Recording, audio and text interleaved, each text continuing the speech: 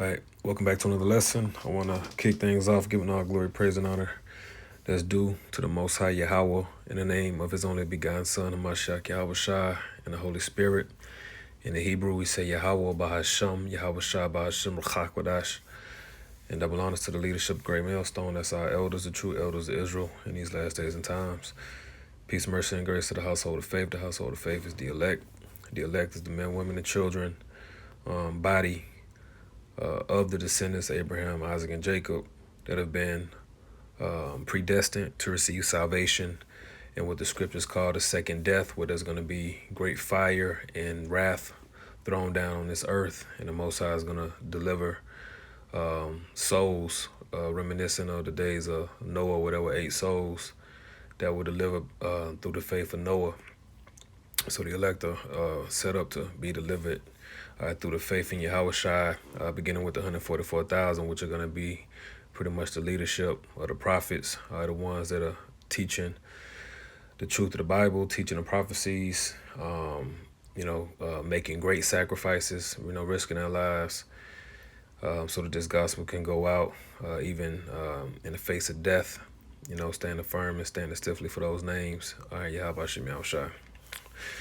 This lesson gonna be quick. I just wanted to touch on the enchantments and sorceries of Babylon. This thing called Make America Great Again, which they've abbreviated as MAGA.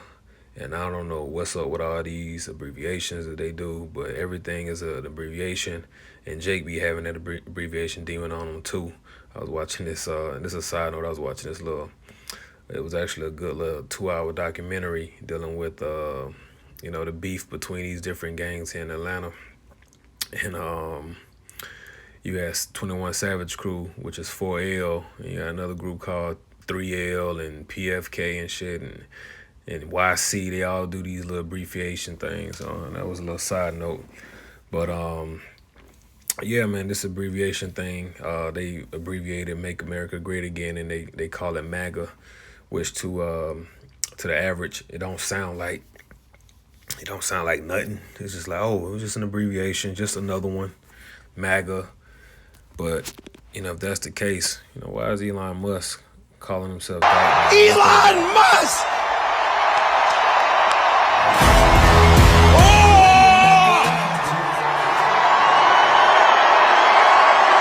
I'm not just MAGA. I'm dark, gothic MAGA. Well, the energy in this room is incredible. All government spending is taxation.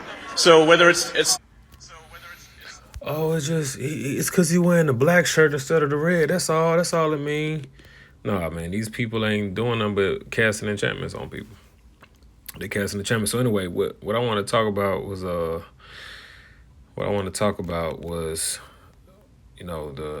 irony of what MAGA means. Okay, let's read this article. It says, but something about seeing people sitting behind Trump having the words MAGA over their mouth just doesn't sit right with me. And it caused me to want to look more into not the acronym MAGA, but the word itself. The Father calls us to look with spiritual eyes. And remember, it's also called a MAGA movement. Think about the spiritual energy that's taking place on both sides. Those that love and hate Trump, all this energy being put forth, Satan is just feeding off of this. It's the same with those chanting MAGA as those that chanted "Yes, we can" for Obama. Well, that's a good point, because it's a lot of energy engulfed into this thing, to these last few elections. And we know that this is Babylon. They got the souls of men. The soul going into the suke in the Greek, which is the psyche or the mind, your soul. And they do that with these different enchantments, and they create these different sides, the left, right, these different narratives. And then they have the power of the media, which media is also going into the enchantment. All right, media, newspaper, radio, TV, plural of medium, an intermediate agency. Medium, which is a middle ground, quality of degree. Right, let's keep looking, because I'm sure we're going to find something Yeah. In spiritualism, a person who conveys spiritual messages. So a medium, which is again that's the plural of media. Which is when you look at Medea.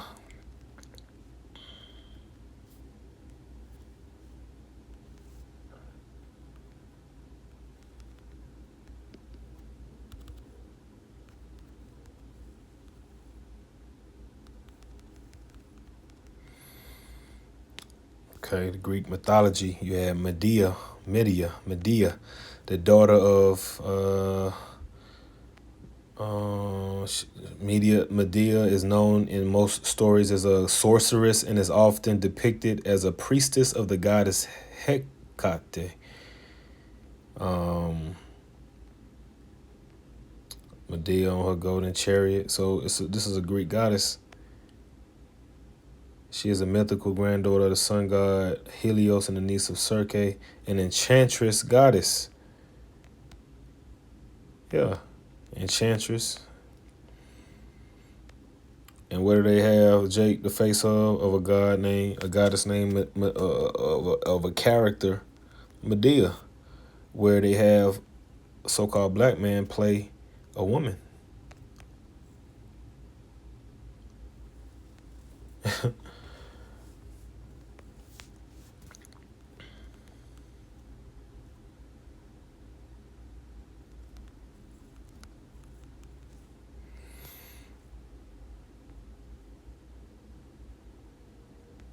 But yeah, media is derived from the Latin word medium, which means carrier or mode. So yeah, they use the carrier of their newspaper to deliver, to help deliver these enchantments. So let's go back to this article. Satan is just feeding off of this. It's the same with those chanting MAGA. We read that. So you got magician. MAGA in Latin is magic, magical, witch. MAGA in Italian is sorceress, witch. MAGA in Spanish is magician or wizard or illusionist. MAGA in Polish is magician. MAGA in Sanskrit is magician or priest of the sun. Now, in English, the word mage is an archaic word for magician or sorcerer coming from the Latin word magus, maga, and Greek word magos. All right, so magician, enchanter. Yeah. So, yeah, this links up to the old serpent. To the old serpent. Because what was the serpent? He was a magician. He was a magi. Genesis 3, the serpent. Or in the chash, serpent, going to the etymology to practice divination. Divination. All right, that word enchantment. To whisper a magic spell, enchanter. You see that? Enchantment. So that's why it says that old serpent. So this is just proof that who and what's what. Revelation 12. Because when the Lord come back in this chapter and with the angels and fight against these people in their defense system, it says that Revelation 12 and 9, and the great dragon was cast out, which is this Roman Empire. Because you got even Elon Musk. What is Elon Musk talking about? Just type in Elon Musk Roman. You got these images of Elon Musk, and I think they said that salute he did was a Roman salute. Roman salute controversy. Elon Musk and the history of the Roman salute. What was that salute all about? What are they calling that?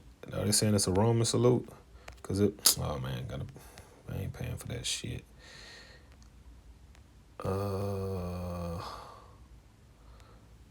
Let's see. Elon Musk Roman salute. What is it really? They got it in quote too. So I guess they was calling it some Nazi shit, and he said it was a Roman salute. So Elon Musk performed a salute that sparked countless controversies as people argue whether or not it was a Roman salute or a Nazi salute. The question is, what exactly is a Roman salute? The gesture was a straight-arm salute with his hands outstretched and his palm facing down. He held this gesture for a few seconds both times. So whether it was with the most popular, hold up, what's this? Okay, a lot of people are saying it was a Roman salute. But what exactly is the Roman salute? Awad Halabi, a professor of history, provided a detailed explanation of the history of the Roman salute. The salute was first used during the French Revolution by the National Assembly, who were inspired by a Roman painting. Same people, Edomites, inspired by their ancestors. The salute gesture was understood to be a Roman salute popularized by Jacques Louis David, the Oath of the Herati, referring to a story from early Roman history. In the painting, 3 Roman brothers from the Herati family extend one arm out towards their father as a symbol that they are willing to sacrifice their life for the city that they are defending. So anyway, this is just the dragon. These people are linked to the dragon. All right, the dragon is synonymous with Edom in his empire. So Rev 12 and 9, and the great dragon was cast out, that old serpent, that old witch, that old enchanter, called the devil and Satan, which deceiveth the whole world. He was cast out into the earth, and his angels were cast out with him. Part of his deception is his witchcraft, which witchcraft has to, it's something that's done right in front of you. And usually, like, when you see like real magicians who use cards and all these things, usually the trick is to the untrained eye, you can't see how they're creating the illusion. But some magicians actually are really tapped into the left-hand side and really doing some real shit. You know, you can't deny that, because even here in Timothy, let's try 2 Timothy. I said I wanted to get my hard copy. I ain't gonna go into the blue letter. I'm gonna get the hard copy. Let's go to 2 Timothy real quick. 2 Timothy.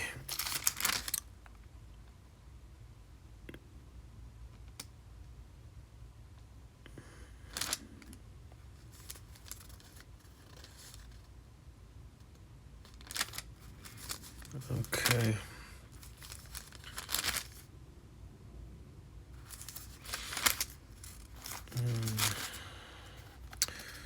So, yep, 2 Timothy 3 and 8. It says, now as Jannes and Jambres withstood Moses, so do these also resist the truth. Men of corrupt minds reprobate concerning the faith. I'm going to pull it up. It's like, I'm going to go ahead and pull it up, because I want to cross-reference that account. So, cross-reference, that should take us to Exodus 7 and 11. Then Pharaoh also called the wise men and the sorcerers. Now the magicians of Egypt, they also did in like manner with their enchantments. See? So they was able to do some shit that was similar to the wonders that Moses was doing through the Most High was doing through Moses. So in this kingdom with Esau being a pharaoh, he has his wise counsel too. He has his magicians that are able to do things, and they put these things right in people's faces. Like this whole MAGA thing is clear enchantments. Where that article at? Where is that article?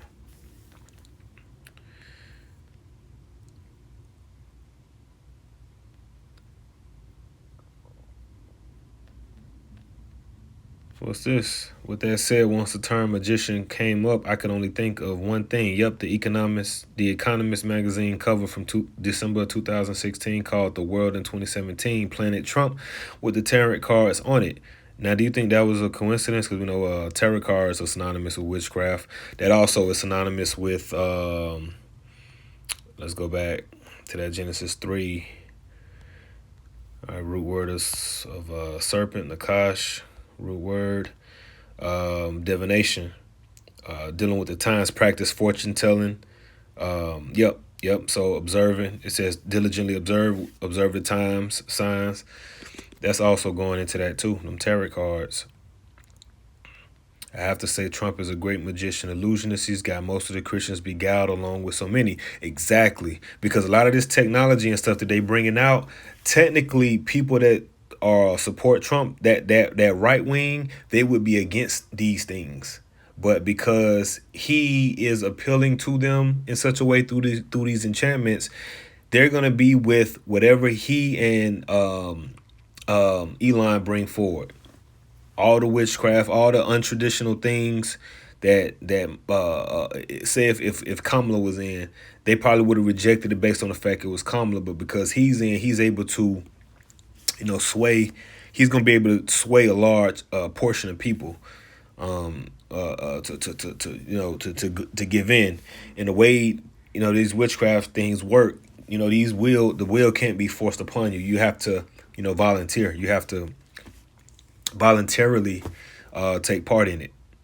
Even going back to Adam and Eve in the garden.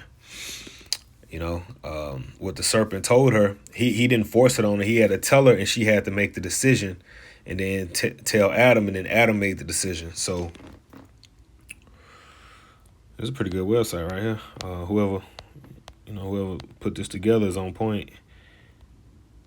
So he's linking the connection between MAGA and magic and enchantments. But that's pretty much it. That's pretty much the point. I just wanted to bring that out, because no matter what language you look at, that word MAGA links into magic, sorcerer, witchcraft, illusion. And it's no coincidence that they constantly, blurting that out. MAGA this, MAGA that, dark MAGA. These people are, practicing enchantments right in our face. So with that, I'm going to go ahead and close out on Isaiah 47. Start at verse 7 and close out at 9. It says, "And thou hast said, I shall be a lady forever. So that thou didst not lay these things to heart, neither didst remember the latter end of it." This is talking about Babylon the Great, where we at right now. It says, "Therefore now hear now this, thou that art given to pleasures, that dwellest carelessly, that sayest in thy heart, I am and none else beside me. I shall not sit as a widow, neither shall I know the loss of children." That's a spirit that the Babylon the Great, the USA got, is that it'll never fall. The citizen from the heads on down to the citizens. Verse 9, it says, "But these two things shall come to thee in a moment, in one day, the loss of children and widowhood. The same shall come upon thee in their perfection, for the multitude of thy sorceries and for the great abundance of thy enchantments." So let's link that in, because it says in a moment in one day. We can tie that into Revelation 18. In 8, it says, "Therefore shall her plagues come in one day." And really we start at 7, because that's saying the same thing we just read. Verse 7, it says, "How much she have glorified herself." It's talking about Babylon, linking her to the whore, to the virgin daughter in Isaiah 47. It says, "And live deliciously, so much torment and sorrow give her. For she saith in her heart, I sit a queen, and am no widow, and shall see no sorrow. Therefore shall her plagues come in one day, death and mourning and famine, and she shall be utterly burnt with fire. For strong is the Lord God who judgeth her." Yeah, so, this place is going to get burnt up for the abundance of the enchantments. They're spreading forth. That's why it's referred to as the golden cup. The Lord is using to spread forth abominations throughout the earth. But these people, the Edomites, are going to be ultimately held responsible to the utmost degree, because it ain't just Babylon. It ain't just the people here. It begins at the leadership, with the heads. Everyone here just to tell. We just kind of partaking in following after the vibrations and shit that they putting out. And I say we loosely. But anyway, I'm going to go ahead and close there. I pray it was an edifying, informative lesson. Hey, with that, giving all glory again to Yahweh Shem Shah for inspiration. On to the next one.